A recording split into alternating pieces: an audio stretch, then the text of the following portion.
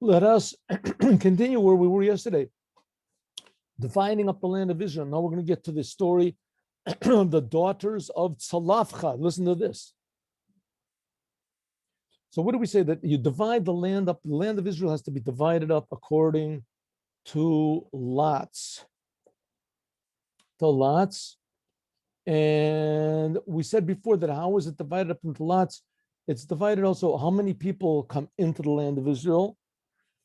20 years and older. The people who came when they were 20 years and older, they got a portion. But what portion did they get?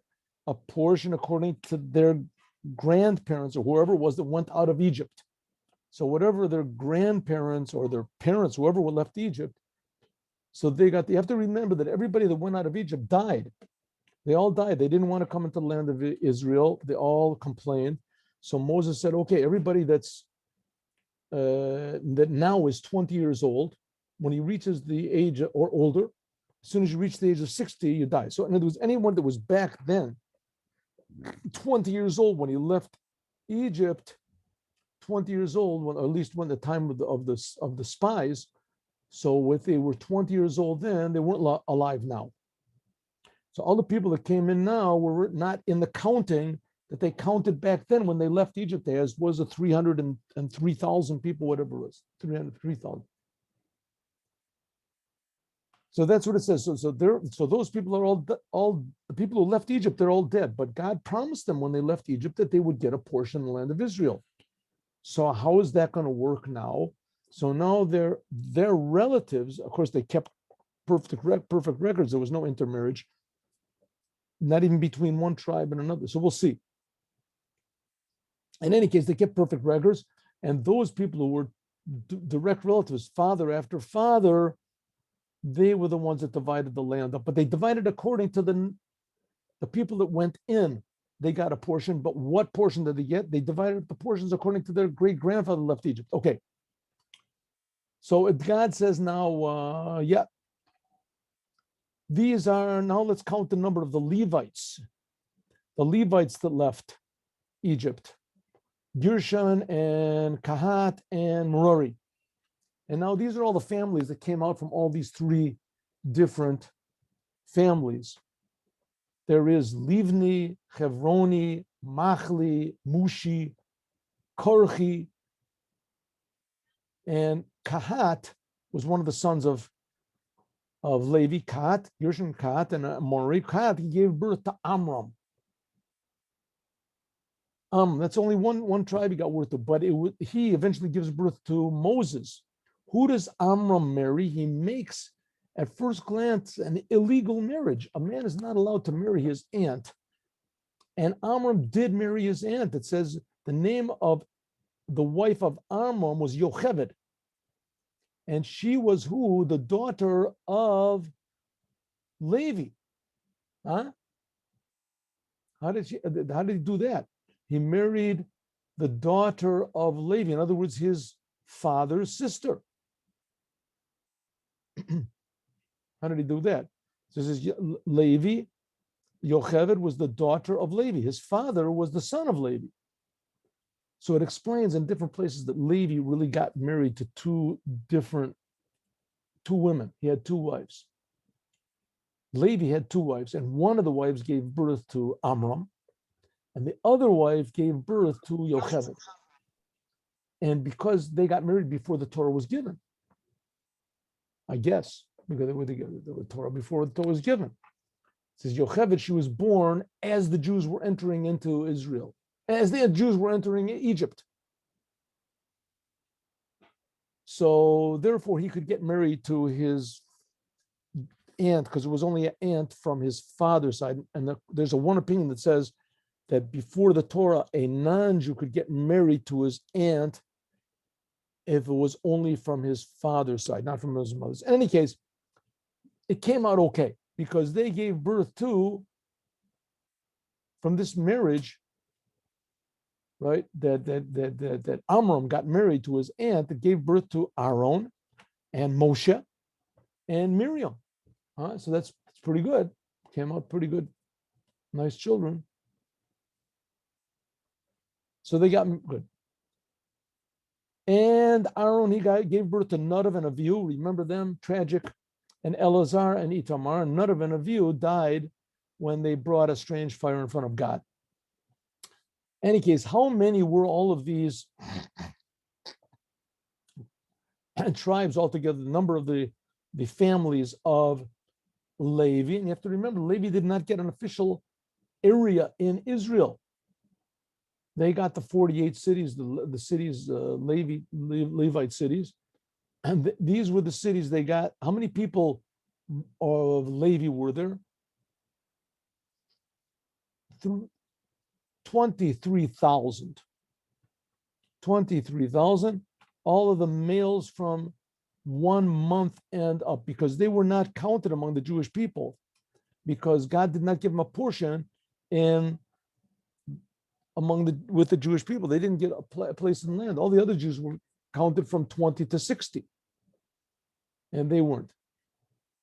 So these are the number of the people of Moshe and Aaron the Kohen that they counted, all the Jewish people, and Arvos Moab and Yarden Yerecho. And if you remember, we counted the number. Where was it before? Just 1 second.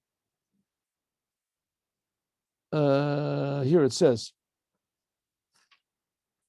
Just one moment. Let me back here. It says over here, how many people? Here. Sentence number 53. Let's go back to 53.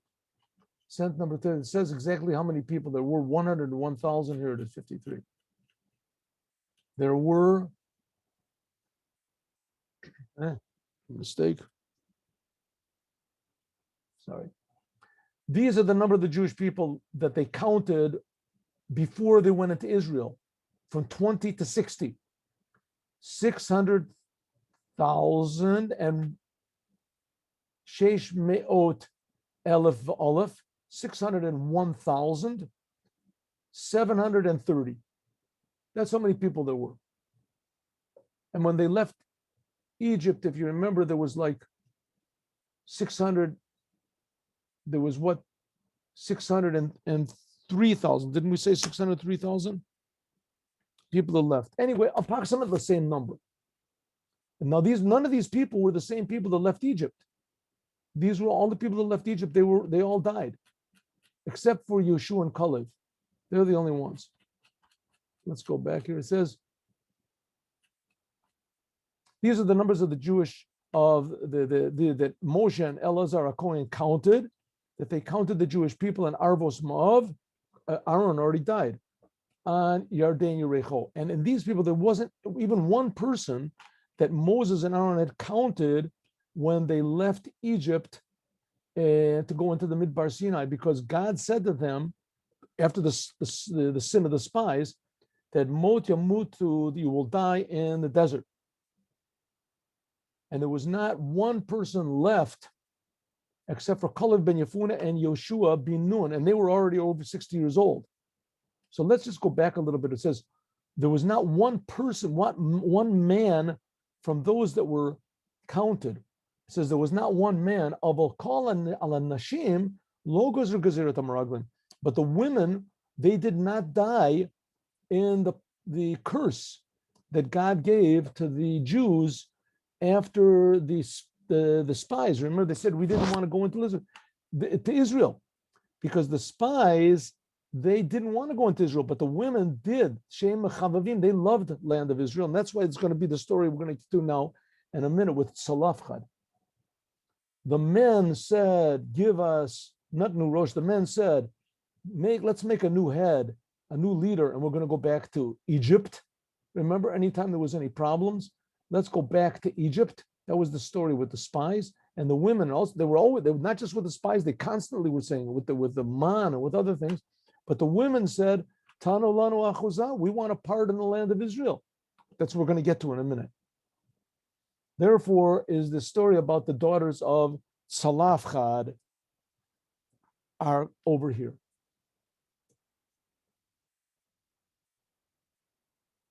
The Ramban says, Yoshua and Kalev, they did leave Egypt, and they were the only ones that were left alive. Of course, Moses also, but Moses is going to die before he goes in. Yoshua and Kalev, they were not counted in this number because they were over 60 years old.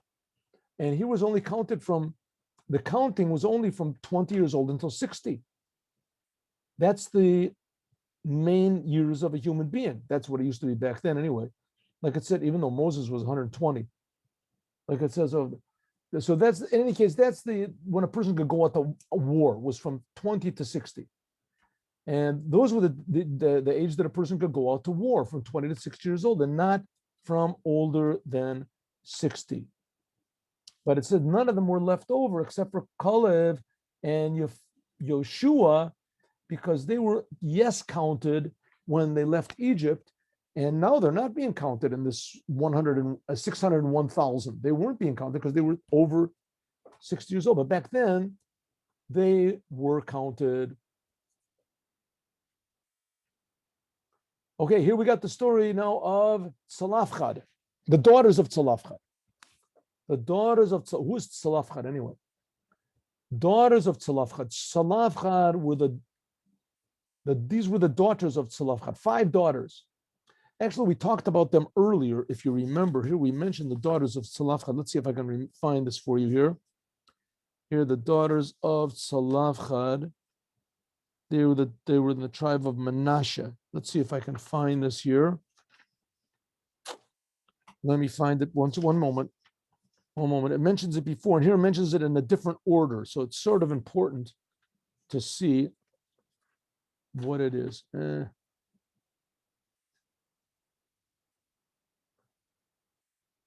Reuven, I'm sorry.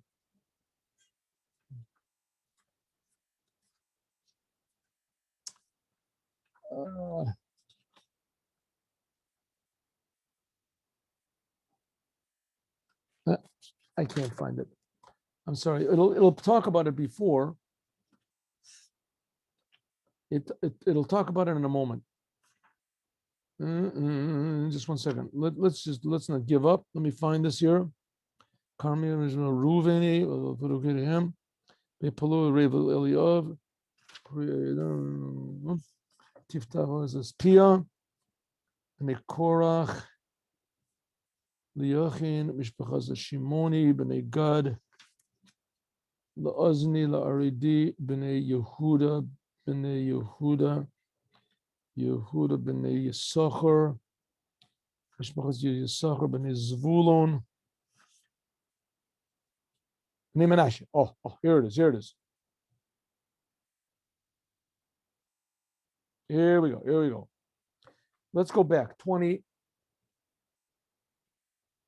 We're going back to 29. Remember, it's counting all the Jews. How did it get up to this number of 301,000? So it was counting all of the Jews. And here it goes. So it counts all the different families. The family of Yehuda, the family of Reuven, the family of this. And now it gets to the family of Reuven. Here's the Manasseh, the family of Manasseh. To Machir, there was Machiri. Machir gave birth to Gilad. Gilad gave the name Gilad, he gave to Eliezer, etc., etc. Asriel, he gave to the Shmida. He gave to the Shmida Chefer. Here we got Chefer. Shmida gave birth to Chefer. Tzalafchad, the son of Chefer, didn't have any sons. I'm going back now. This is going back like 20 sentences. Tzalafchad, the son of Chefer, did not have any sons, but only daughters. And what were their names? If you can remember, right? It's going to change the order now. Tzalafchad, Machla, Noah, Chagla, Milka, and Tirza. Machla, Noah, Chagla, Milka, the Tirza. This is sentence number 33. What are the daughters' names? Machla, Noah, Chagla, Milka, Vatirza. Let's go now further. Let's jump further.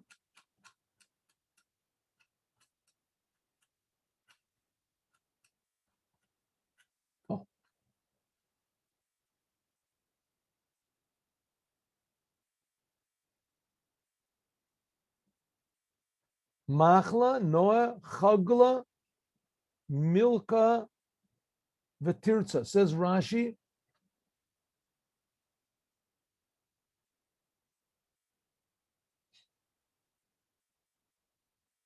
So here, later on, not here. This is the same order we just read. This is the same order we just read. But later on, it's going to say that machla and tirtza. Tirtza, here's machla, and Noah comes second. That's when it came before also. But later on, we're going to put tirtza the last one's going to be number 2. Why? To tell you that all of them were equal. It makes no difference about the order. The order makes no difference. That's what it's going to say. Okay, here are these 5 daughters of Salafcha, the daughter of Chefer, that it was the daughter. I'm sorry, they were the daughters of Salafcha, who was the son of Chefer, who was the son of Gilad, who was the son of Machir, who was the son of Menashe. Now we're going to see that Menashe, he was one of the 2 sons of Yosef. And Menashe is one of the tribes that was divided into, that was the only tribe that was divided into 2. Half of it stayed on the other side before they left, before they entered Israel, and half of them went into Israel. So let's see what's going on here. So these 5 daughters, they came up to Moshe and they said, they came in front of Moshe and his son Elazar Cohen, and in front of all the leaders, and in front of the whole crowd, Pesach Oel Moed, and they said, our father died in the desert. Who was their father? Tzalafchad. And their father, he was not one, he was not one of those that went against God in Korach. He wasn't one of the people in the congregation of Korach. He died from his own different sin. And he didn't have any children. Okay, what exact sin did he have? Let's see. Lefi shayu ba'ot, they came and they said, bechet omet, in his sin, his own sin, he died. Nizkaku lomar lo bechet amitlonanim. He didn't die from any of the other sins. Not with Korach.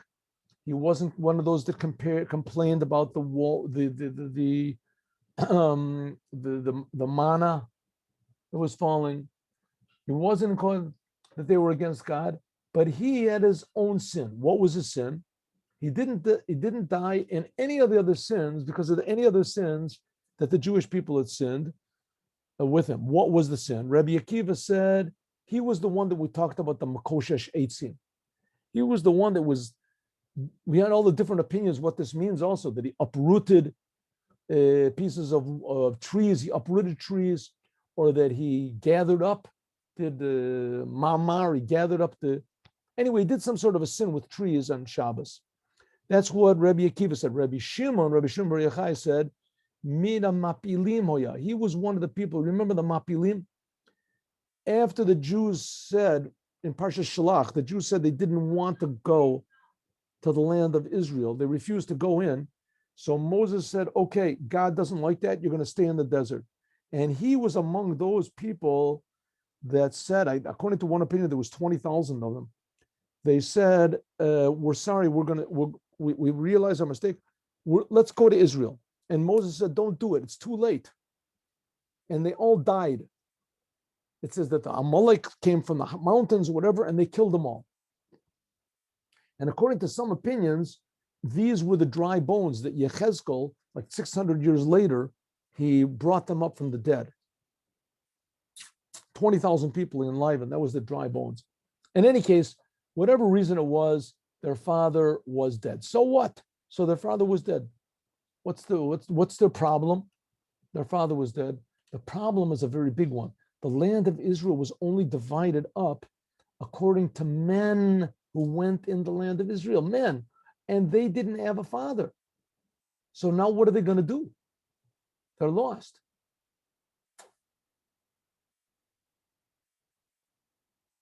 This also, he says, our father died in the desert, says the HaChaim. Why did they say they died in the desert? This is to negate the idea that maybe he died in Egypt. Maybe he was one of the people that died in Egypt. They didn't want to leave, and only his daughters got out. No, because remember we said that the women did not die when they left Egypt. And the women, and they didn't die necessarily in the desert at 60 years old. The intention is this, according to the one that says that and they wanted to come into the land of Israel. The land of Israel was divided according to the people who went in. And according to the people that say that the land was divided according to those people who left Egypt. But nevertheless, that was their main claim. Their claim was he did leave Egypt. According to those people who said that left Egypt, so they said our father left Egypt. He deserves a place and portion of the land of Israel. Namely, he was one of those that left Egypt. And therefore, we want the place, we want our land. He died in the desert. Namely, what? That these were the ones that he was among the whole congregation. He was among the whole congregation. David, אני אצלצל לך בעוד חצי שעה, אני באמצע שיעור. טוב? עוד חצי שעה.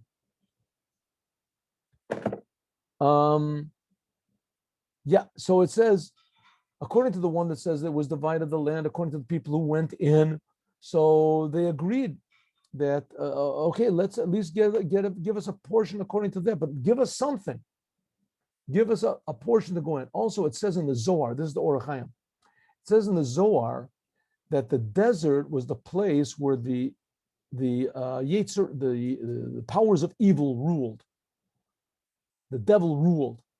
And that's the reason why Pir and Avonim take over miyad, that the sins that they did in Egypt, in the desert, were immediately punished. Ki lefi shehayu dorsim alav v'kofrin oto lo hayu masigim gader zeh lishlot alav. Because if as soon as they went against Hashem, they didn't have any power to stand against the evil of the desert, and immediately the desert, the powers of the desert would overpower them. So therefore, that's what they said. Our father died in the desert. What does it mean he died in the desert? The reason that he died was only because he was in the desert. If it wasn't the fact that he was in the desert and he happened to be among these evil people in the desert that went against God, he would have lived, God would have had patience with him, and he would have been God would have had patience with him and let him do tshuva, and he wouldn't have died. Oh, it's okay, maybe he did a sin in the desert, but the reason that he died early was because God didn't give him a chance to repent. Our father didn't give him a chance to repent because he was in the desert, and in the desert, evil rules. Okay, so what did they say? Lama Yigar Hashem Avinu. Why should the name of our father be any less from the family? Why should it be removed from him? Because he has no son. Give us our portion, just like the fathers, like the brothers of our father. Our father has brothers, right? So that's our uncles. So our uncles are going to get a portion. Why shouldn't our father also get a portion? It says Rashi, Anu b'makom ben. Why shouldn't we stand in the place of a son? Im ein hanakevos choshvu zera. Children, women are not considered to be offspring. So therefore, tidyabem itanu. If so, then give us husbands from our father's brothers. Ke'en lo ben. Hari im hoya lo ben. If he did have a son, then we wouldn't demand anything. It comes to show that they were very smart, right? What are they going to say? If our father was still alive, then we would be very happy. Or if our father had, instead of daughters, our father did die, but he left a brother, so then we would let our brother take everything. But now, because our brother died, so now, from this is going to get all of the laws of inheritance. Until then, it didn't seem to be any laws of inheritance. The only person that would inherit someone is a son. And a person that died without any son, so his money would be ownerless. Anybody who wanted would take it. His money, his property, everything would be taken over. Even his wife wouldn't inherit from him. So his wife would be taken care of by the court or whatever. But so Moses didn't know what to do. Vayikra Moshe mishpatam lifnei Hashem. So Moshe said, I'll go and say, Ne'elam halacha mimenu. Allah was hidden from Moses. Mikan nifra ad shenita latera lomar She'hadavar asher yakshem mihem tikrvun alai. Because he said to the judges, he said to the judges, anyone who has, if you have difficulty, so come to me, I'll let you know. So because it was a little bit sort of superiority that Moshe was saying to the judges, so therefore he got paid off. He didn't know Allah. Another explanation, really the fact of the matter is that this law should have been given to Moses, like all the rest of the Torah was given to Moses. Did Moses do something wrong? According to the first opinion, Moses did do something wrong. That he sort of, if you can say it, he sort of bragged by saying that I know all the laws. He made a big court of all the 70 elders, but he said, if you have any hard laws, so you come to me. But that's the first opinion. According to the second opinion, Moses did absolutely nothing wrong. And he really should have gotten this law. He should have said this law. But they had merits. Because of their merits, is that God brought it around that Moses forgot the law. Why did he forget the law? In order to give them the merit. That the merit should come by means of them. So God spoke to Moses and said like this, Moshe, I'm glad you asked me this question.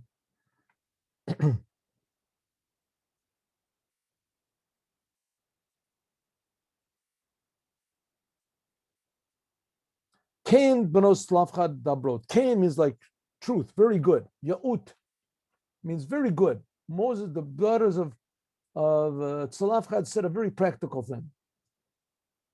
Natan titen achuzat nachala b'toch achei avihim. They should get, all 5 of them should get one portion, as though treat them as though they were one man, one person.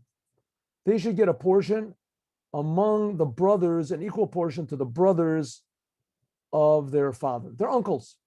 And therefore give that portion of their father to them. That portion of their father. And there's an equal portion. Their father they have uncles, so they should divide according to one of the uncles. Let's see what Rashi says.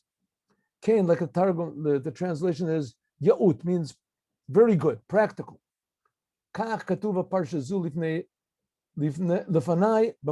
is what's written, says God. This is what is written in the Torah that I have in heaven. This shows that Marota Einayim Mashalo Rata Einay Moshe means that these women saw what Moshe did not see. Moses did not see. Cain b'davar Yafet says very good. Tavan, their demands are very good. Ashrei Adam, happy is the person that God model that God agrees with him. Natan titen, give to them. What does it mean? Give to them. Shtei chalakim, give to them 2 portions.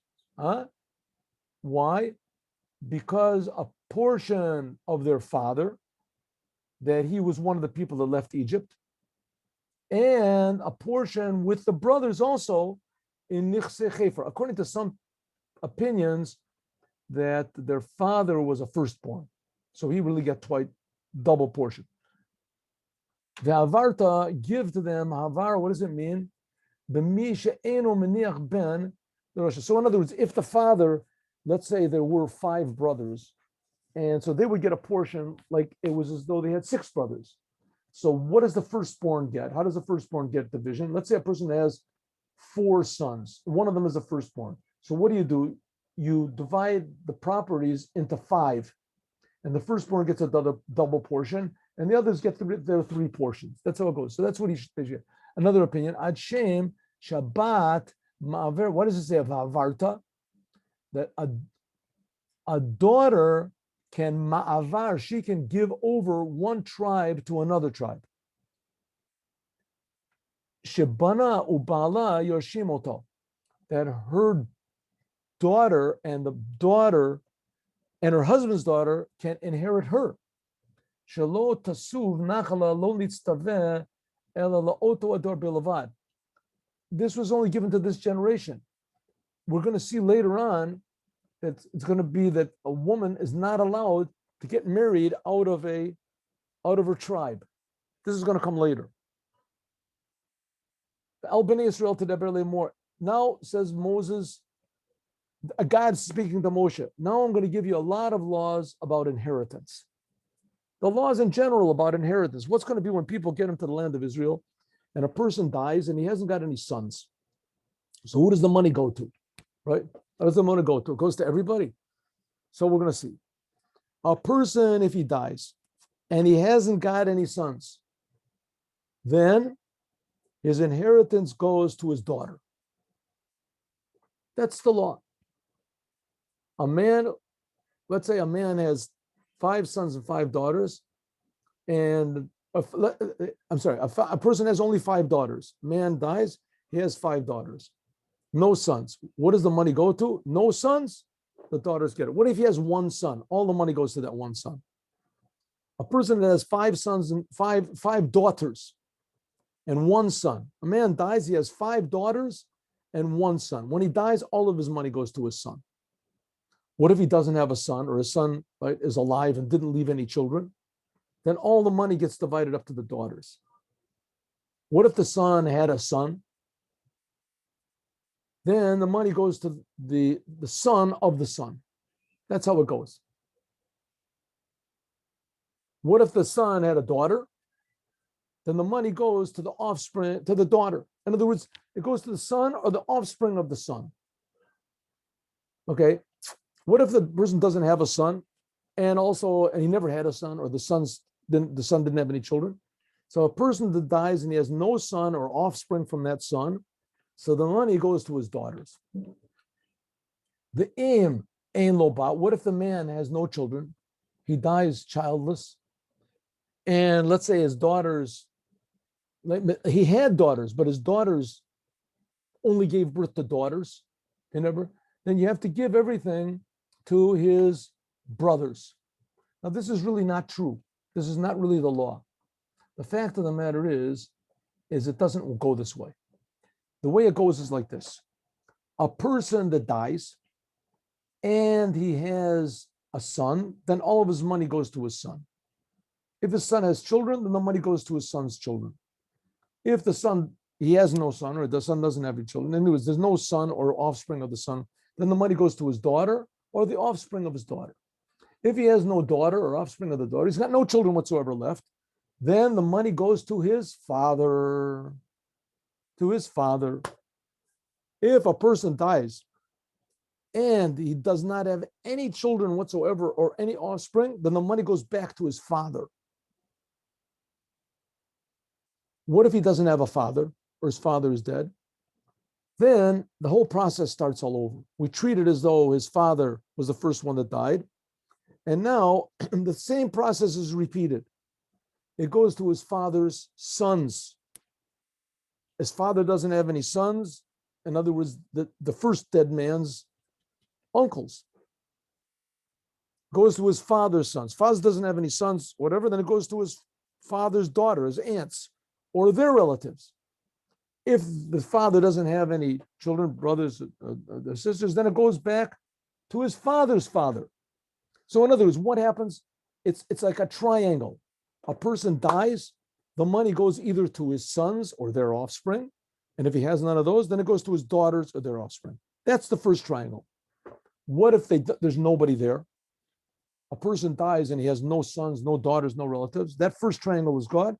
You start a new triangle. You jump back up to his father, the dead man's father. And you start all over again.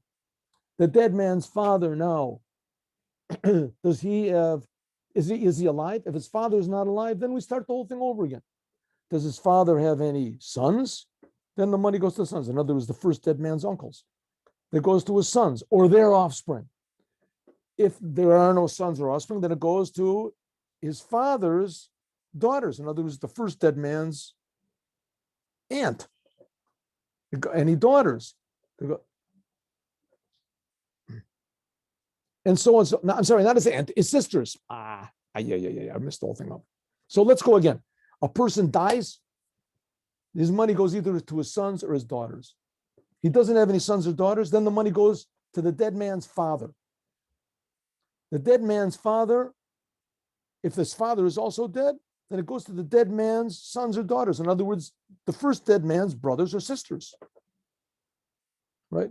If his father also is dead and didn't have any children, in other words, this man has no brothers or sisters. So the first dead man, in other words, he has no sons or grandsons, daughters or granddaughters. He has no father. He's got no, also, the dead man, the first dead man, has no brothers or sisters or offspring of them either. Then it goes back to his father's father. Father's father. If his father's father is dead, then it goes back to his, right? Then it's his uncles, his father's brothers. And so it is, it's a triangle, him and his son or daughter. If that's not so, then it jumps back up to another triangle, his father and his father's children. In other words, the first dead man's brother and sister. If he has none, then that jumps up to another triangle, his father's father, his grandfather. And then it means his uncles and his aunts, etc. So again, im ein lo bat, if a person hasn't got any daughters, then it goes to his brothers. Ramban explains the whole thing I just said. The rabbi said that if a person dies, then the money goes not to his brothers, but to his father. A father inherits the son when the son dies without any children. But here it doesn't mention this whole thing about if a person dies and he doesn't have any children, then the money goes to his father. It says it goes to his brother. Why? The reason is b'mishpatei Yerusha, kol manchil nochel ki akarova shava. Since usually the way it works is a son inherits his father. Father dies before a son. And also, now we're going to say, if the son dies before the father, which is thing that the Torah doesn't like to talk about, that a son should die before his father, then if a father will inherit the son, therefore it should come in this triple,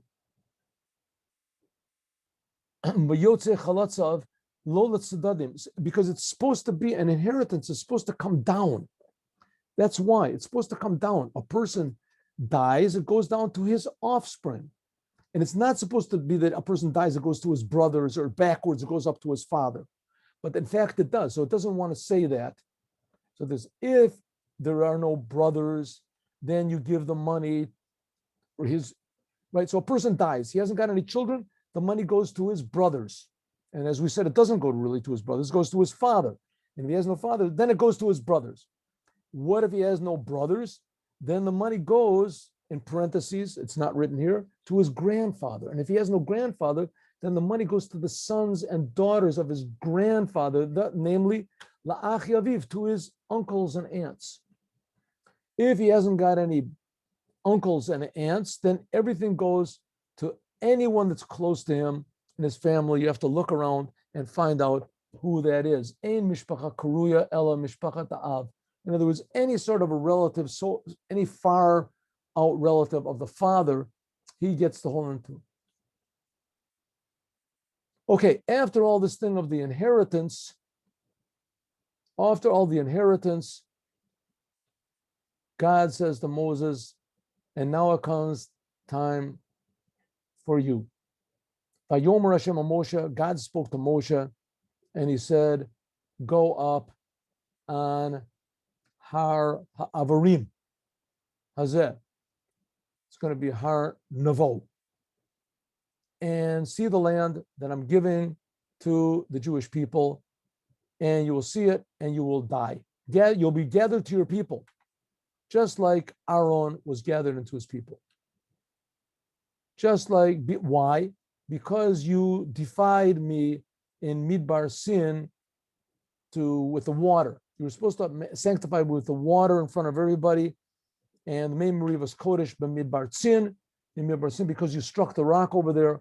So therefore, you are going to die.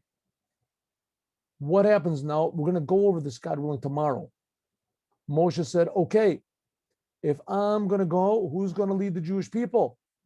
Yifkod Hashem Elokei Ruchos L'Kol Basar. God, please, you are the God of the spirit of all flesh. Pick somebody over the congregation. What does it mean? Since Moshe heard, this is Rashi, since Moshe heard that from God about the Tzalaf Chad, and that how Tzalafcha died, and that the portion should be given to his daughters. So he said, okay, if the daughters of Tzalafcha, they came and they demanded their portion, so Moshe said that the time has come for me to demand my portion, that my sons should inherit my greatness. God said to him, good idea, Moshe, but this is not what I'm going to do. Kadayu Yeshua, he's going to take the portion. Shimusha, because he served you. It says, Shalom Mashmito oil, that he never moved from your presence. That's what King Solomon said. Notzer Ta'ena, the one who planted the fig tree, he will eat from the fruits. In other words, Yeshua, he was the one that served you all the time. And God said, Moses said to God, God, you are the God of all spirits. What type of a thing is that to call God the God of all spirits? Why? Moses said to God, Rabboni Shalom, King of the universe, you know each and every person's personality. You know that every Jew has a different personality from everybody else. Please, God, appoint for them some sort of a leader that he is able to bear each and every person according to his own nature. Please pick somebody, says Moshe, that he will go out before them and he will bring them in and he will take them in so that the Jewish people will not be like a sheep that haven't got any shepherd. And that's sort of a not nice thing to say. What are you comparing the Jewish people to animals for? But the idea is that the leader of the Jewish people has to be in consciousness so superior to them and so, all embracing to the point where he understands everybody individually. But on the other hand, he's totally above the comprehension of everyone, just like a shepherd is over the sheep. He can see things and benefit the sheep in ways the sheep would never dream of. And God said to Moshe, take Yoshua ben Nun, a person who has the Spirit, and put your hands on him and put him in front of Elazar Kohen and all the congregation and in front of their eyes, and put your glory on him in order that all of the Jewish people will hear that he is the new leader. And also in front of Elazar HaKohen, Elazar HaKohen, that he had the breastplate, and he will ask, Elazar was one of the sons of Aaron, right? Aaron was dead. And he should ask in front of the Urim and the Tumim, right? The breastplate was the same thing they consulted before with the dividing up the land. And according to him, everybody's going to move, they're going to go in and they're going to come out. And therefore, and he will be the leader, B'kol Bnei Yisrael Ito, and all of the congregation. And Moses did what God commanded him, and he took Yoshua, stood him in front of Elazar HaKohen, in front of all the congregation. It's going to say that, and he put his hands on him, and he commanded him just like God said before Moses. So here we have a knockout portion. Amazing. First of all, he counts all the Jewish people. It says that the last day before they went into the land of Israel, that Moses wrote 13 Sefer Torahs. It takes a person to write a Sefer Torah. He really writes it day and night. You can do it like less than a year or something like that. In one day, 13. Anyways, Moses was really working hard. And finally, God said, okay, Moshe, the time has come for you to die. So Moshe said, I just had this run-in with the daughters of Tzalafchad, and they gave me all the laws. From them, I got all the laws of inheritance. So now is the time I hope that my sons, they will inherit me. And God said, no, sorry, Moshe, that's not the way it's going to go. Yehoshua is one, he's not even in your family. Yoshua, he is the one that is going to bring all of the Jewish people in. He's going to be the new leader. Put your hands on him, and he will be the one that is the chosen. Why? Because he understands everybody's personality. I mean, who could do a thing like that? It drive him crazy to understand all the Jewish people. are harder and the most difficult nation in the world. Everybody is a boss. Everybody thinks he's the Mashiach. Everybody thinks he's a king. Hardest thing in the world to have a person that can understand them all. This is an amazing person. Who can do it? Says Yoshua can do it, especially when Moses gives his blessing and puts his hands on him. So this is what we learned about today in today's portion. Have a good day with Mashiach now. See you tomorrow, God willing, at 8:15 in the morning.